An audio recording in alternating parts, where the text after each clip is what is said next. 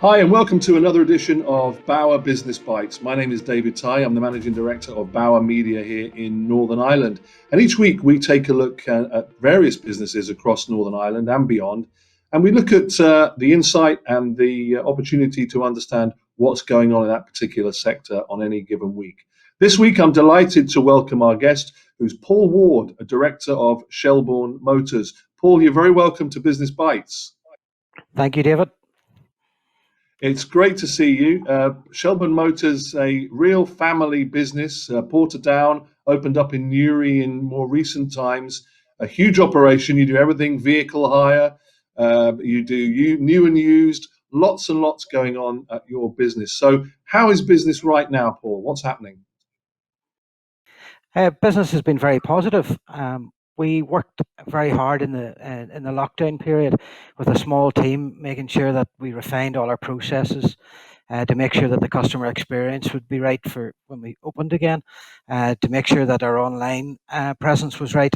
And I believe we're starting to reap some of that reward. So from we opened in June officially back, we have had very, very good numbers.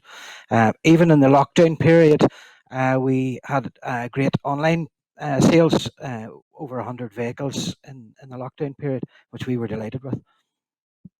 That's really, really good to hear. We'll talk a little bit about online in a second. But I Yeah. suppose, first of all, for many people, we're seeing lots of more cars on the road now, which is a good sign for you. But what is the customer experience like? If I'm turning up at your garage or any other garage, well, you can only speak for yourself. But Yeah. what's the experience like for me as a customer at Shelbourne Motors? Do I have to wear a mask? What protocols do we have to go through these days to buy a car? We thought long and hard about this, how to make the customer journey easy. We also took a lot of direction from the government guidelines. Um, it is a very different experience. We do encourage appointments, although we can handle walk-ins.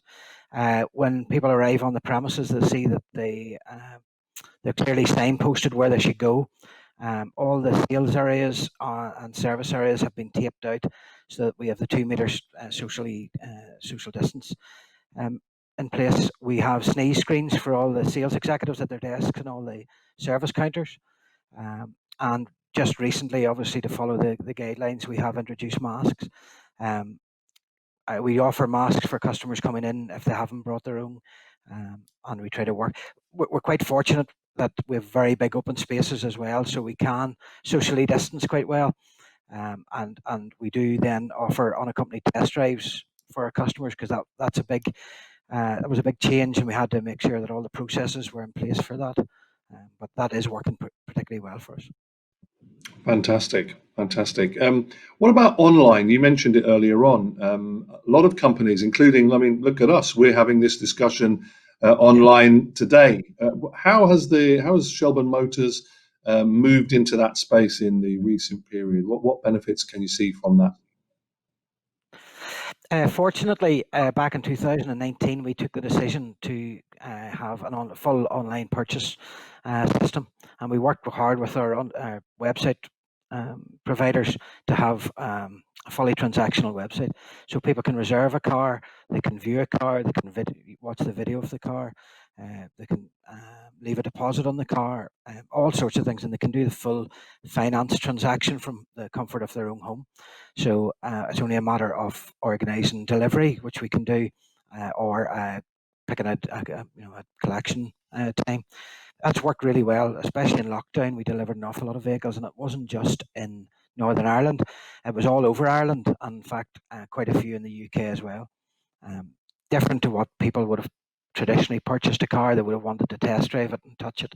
Now people are doing that all online, and we feel we've got the platform in place to help us with that.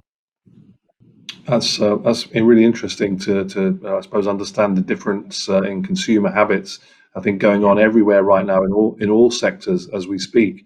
I know that being a part of the local community is very important to you, and indeed we've seen this over the recent period where people have been encouraged to go local wherever possible and to support local businesses.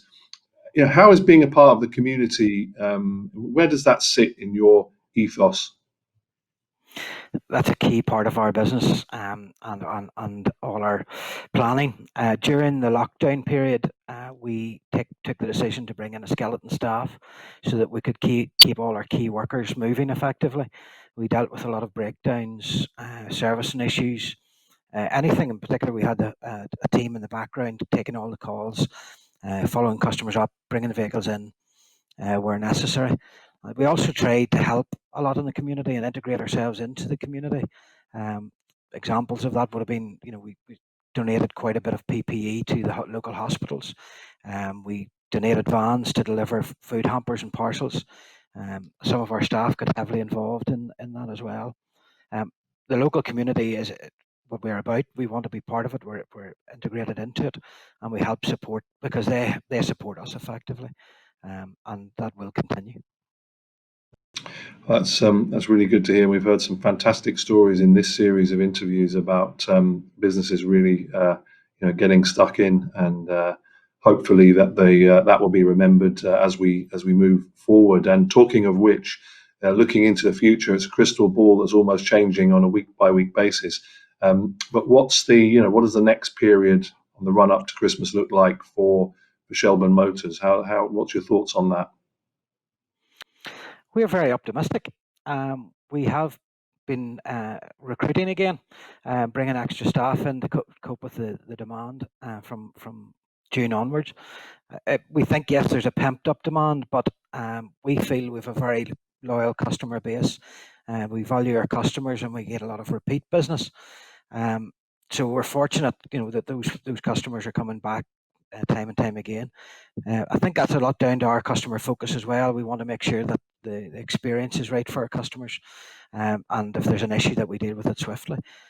So we've been very fortunate. We're very optimistic. We do believe there'll be a change in our industry as well with emissions and with the vehicles that we'll be selling, EV, different biofuel cars and things like that will certainly take a big part of the market going forward, and we're fully ready for that.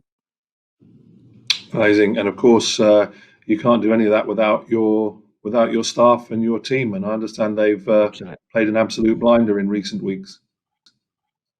We can't thank them enough. Our staff has been fantastic. We're now in a fortunate position. We have the majority of our staff back from furlough. The ones that weren't on furlough worked night and day to make sure that all our customer queries were answered, and help plan, put strategies in place for the reopening again. We can't thank them enough. And then the teams that have come back in from furlough have just absolutely worked their socks off, and that's our customers have been delighted with the experience, and they're glad to get back to work, obviously, as well. But no, we can't thank our staff enough. They've been fantastic. Great to hear. Well, look, as we draw to a close on this interview, and I'd have to say thank you for your insight. It's been fascinating to find out what's happening in your business, and indeed, I'm sure that some of that's replicated in the wider car industry. Paul, it's been great to talk to you. Just to let you know, we here at Bauer Media Northern Ireland will support you as very best as we can. I think it's all important that all businesses in Northern Ireland work as closely together as we possibly can to help each other out. And it's been a pleasure to meet you. And we wish you and all your staff there the very best over the coming months. Thanks for being our guest. Thank you very much, David, and we wish you guys the same.